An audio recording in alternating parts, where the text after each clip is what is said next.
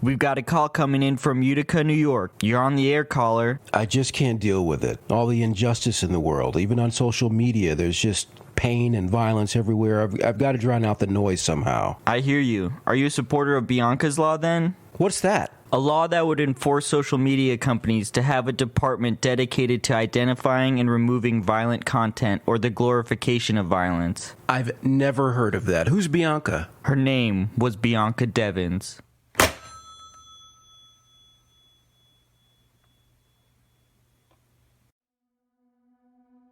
Warning, what you're about to hear is true. At Hook Switch Hotline, we delve deep into shocking, true crimes, including murder, violence, kidnapping, mutilation, and sexual assault. Not for children or the squeamish. Some will find this podcast disturbing. Listener discretion is strongly advised. It was a case which rocked Utica. Today on Hook Switch Hotline, Bianca Devins, internet star, influencer, and murder victim, and how the sharing of her horrific murder photos helped to create new laws and protections for everyone. And good evening, everyone. A community in shock over the horrific killing of a 17-year-old girl.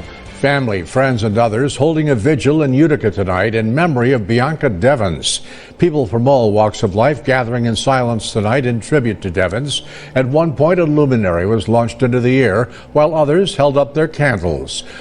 On July 14th, 2019, I woke up, picked up my phone, and noticed that my group chat was buzzing about something. And I looked at it, and it was a photo of my friend, and it looked like she was dead. So I was reading all the messages, and they're saying, guys, like, in the Discord, someone posted that Bianca is, like, dead or something. And I was like, what? Some people in the Discord actually had to call the police. Utica police. Good morning. I believe someone may have been murdered. Okay, where? Okay, so I'm on an online group, and somebody posted a picture of someone getting murdered, and I believe it to be a Miss Bianca Michelle Devins. Before I knew it, the photo was being circulated around my community and then beyond it. Bianca Michelle Devins was born October 2nd, 2001, in Utica, New York. At the age of 17 years old, she met a man named Brandon Andrew Clark on Instagram. He seemed nice enough at the time, but little did she know this man would be the death of her. For years, Bianca had struggled with anxiety, depression, post-traumatic stress disorder, and borderline personality disorder. For much of her teenage years, she was in and out of the hospital receiving mental health treatment. In spite of these struggles, Bianca planned to study psychology at Mohawk Valley Community College in Utica. Unfortunately, Brandon would put an abrupt end to these plans. Brandon was 21 years old at the time. Bianca's mother, Kimberly Devins, said he seemed very nice and was even polite upon meeting her. But Kimberly feared he wanted more than just friendship with Bianca. Brandon's friendship with Bianca was described as personally intimate. He was even called a trusted family friend by one of Bianca's sisters, but some close to Bianca claim otherwise. There were rumors that Brandon was supplying Bianca with drugs in order to spend time with him, but Bianca did not wish to date Brandon and was not interested in him sexually. This would all come to a head on July 13th, 2019, when Bianca and Brandon went to a Nicole Dallinger concert in New York City with Bianca's friend Alex. Following the show, Clark and Devins returned to Utica. The two engaged in an argument, likely regarding a kiss between Devins and Alex. Eventually, Clark began assaulting her, slicing her neck with a long knife that had been hidden by his seat. Devins died in the early morning hours of July 14th. Her body, nearly decapitated, was left in the car as Clark built a bonfire and listened to a song called Test Drive by the artist Joji. After Devins' death, Clark called numerous family members. His calls resembled a suicide note, prompting his family to call 911. He posted photographs of Devins' body to a Discord server, accompanied by the caption, "Sorry, fuckers, you're going to have to find somebody else to orbit." A video of the murder was also created. By 7 a.m., Discord users had notified the police, who received numerous calls, including one from Clark, and made contact with Devins' family. In his call to the dispatcher, Clark said, My name is Brandon. The victim is Bianca Michelle Devins. I'm not going to stay on the phone for long because I still need to do the suicide part of the murder-suicide. When the police got there, Clark stabbed himself in the neck. He lay across a green tarp concealing Devins' body and posted more photos online. A suicide note and message were found, the latter reading, "May you never forget me." The next day, police confirmed that the victim was Devins and charged Clark with second-degree murder. 21-year-old Brandon Clark was arrested in Utica on Sunday. Police say he stabbed 17-year-old Bianca Devins to death after they went to a concert in Queens on Saturday. He then allegedly posted grisly pictures of her body online. Several people, including Clark, called 911 to report the crime. Police say they found him on a street near a patch of woods. Clark was allegedly lying on top of a tarp covering Devins' body. Having had the knife and equipment to videotape the killing, authorities reported the possibility that he had planned the murder. Police Sergeant Michael Curley believed that Clark desired fame. I think it certainly has hit the entire community very hard to have such a wonderful young woman with such a bright future to have that cut short is just so tragic, and I think it's touched everyone's lives. Oneida County Assistant District Attorney Sarah DeMellier claimed that Clark has given numerous explanations to multiple people. It was a case which rocked Utica. 17-year-old Bianca Devins found brutally killed in a car hours after attending a concert with a friend. Now that friend, Brandon Clark, has pleaded guilty to second-degree murder. Clark slit Devins' throat and posted photos of her body on social media. Police then found him live streaming his own suicide attempt. He survived. The motive for the killing, police say, Clark became jealous after Devins kissed someone else at that concert. He had made web searches on how to find the carotid artery, how to incapacitate or kill someone, and general searches for choking and hanging.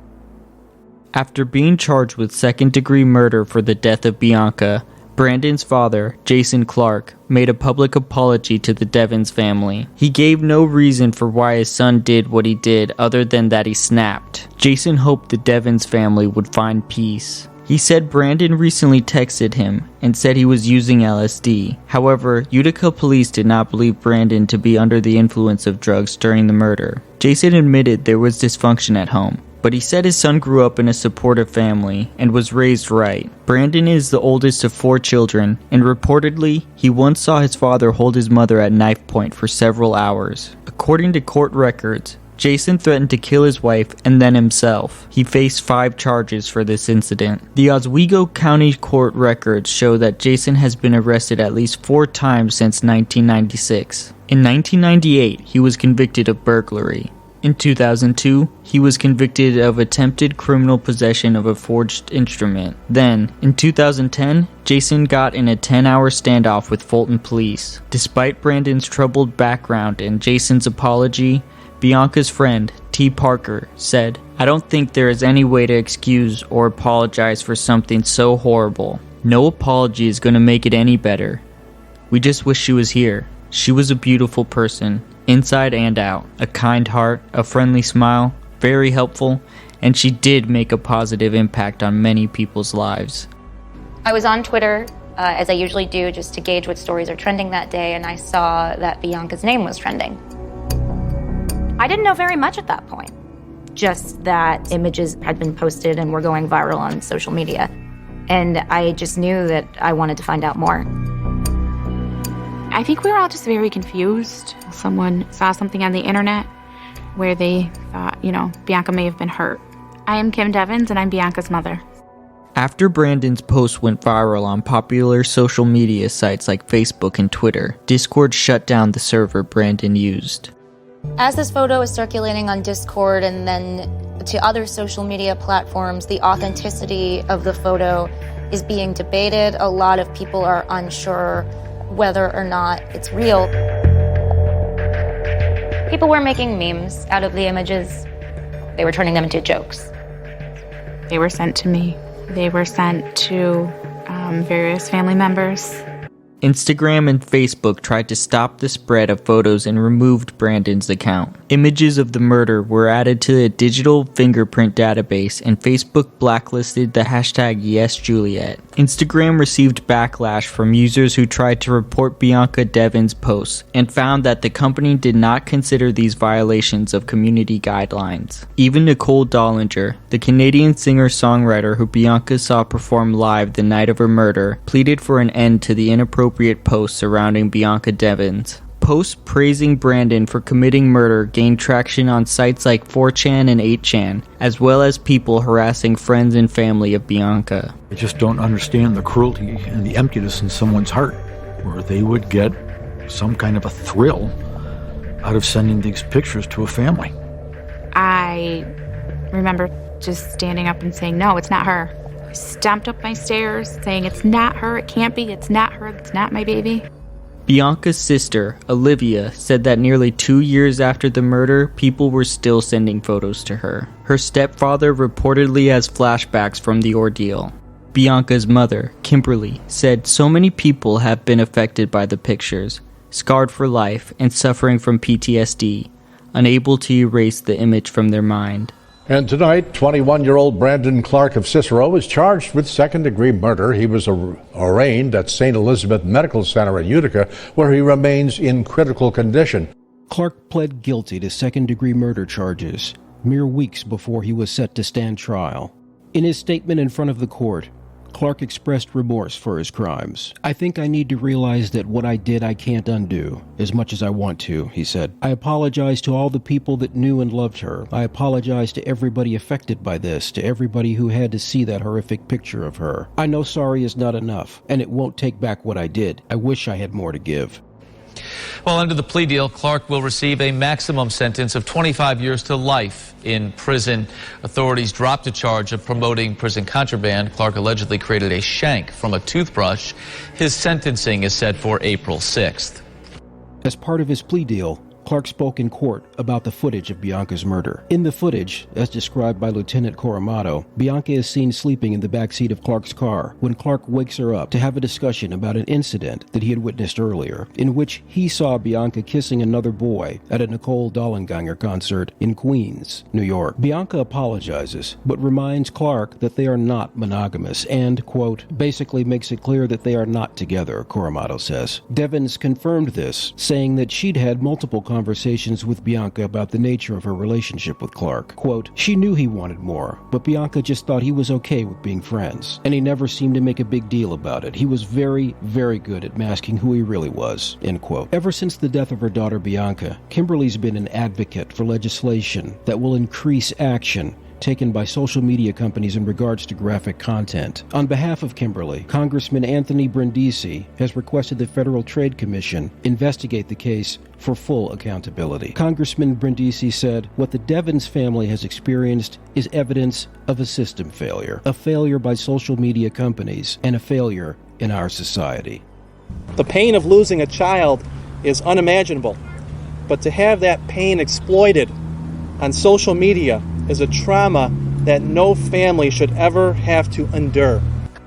Together, Anthony and Kimberly introduced Bianca's Law on September 21st, 2020. The idea of this law was that any social media platform with over $10 million in revenue and 100,000 monthly users would need an office for identifying and removing violent content. The law would allow the Federal Trade Commission and any state's attorneys general to enforce any violations through civic actions. Congressman Brindisi said, this means we will have a cop on the beat for all situations where rules are not followed. Marianne Buttenshawn and Joseph Griffo introduced a law to penalize on a criminal and civic level for the spread of an image containing a crime victim with the intent of glorification or harassment. Because of these efforts, the New York State's Assembly passed a version of Bianca's Law in January 2022. Even though Bianca was never allowed the university experience she had planned, a scholarship was started in her name for students pursuing a degree in psychology.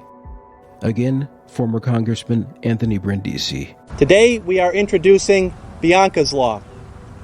Bianca's Law has two parts. First, accountability and transparency, and second, enforcement and oversight. This would require all social media companies with over $10 million in revenue and more than 100,000 monthly users to create an office that identifies and removes graphic content. These companies would also have to make this office's number public, report findings to their CEO, and create staff trainings and routine audits. This law would also have the FTC and state attorney generals enforce these guidelines and impose penalties. Brindisi says he will continue to fight for this bill so that no family has to experience this heartache again. In Utica, Jasmine Allen, Eyewitness News.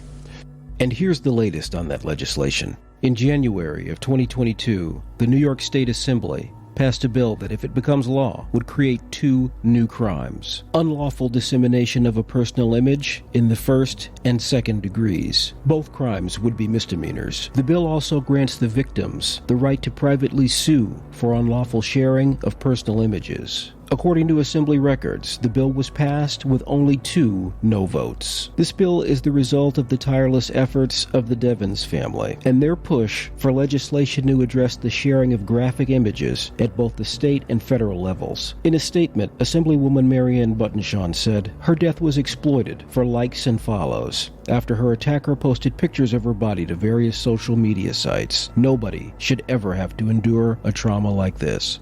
Incels and Brandon supporters aren't the only ones who wish to exploit the situation for clout. Recently, popular YouTuber Gabby Hanna found herself in a feud with fellow YouTuber Angelica Olis for showing an image of Bianca Devins that was published in an article from Vox. Gabby used this video as an entry for her Confessions of a Washed-Up YouTube Has-Been series. The video, entitled Turning Myself into an E-Girl, was posted on January the 23rd of 2020 and is still available, but is now unlisted, and the scene featuring Bianca has been edited out. Gabby claims that the situation was a mistake and that she has apologized to the Devins family privately. Angelica feels that Gabby is using the tragedy just for clout.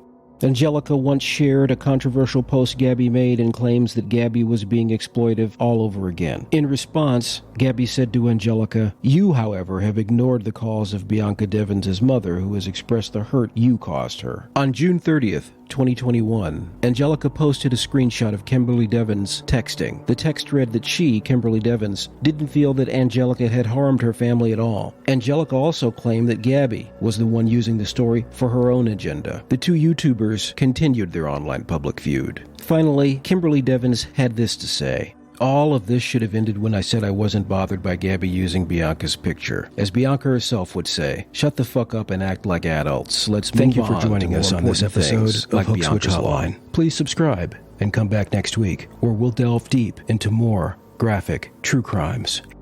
With every crime, someone somewhere has more information. That someone could be you. Email us at hookswitchhotline@gmail.com and call or text at 415-448-7263.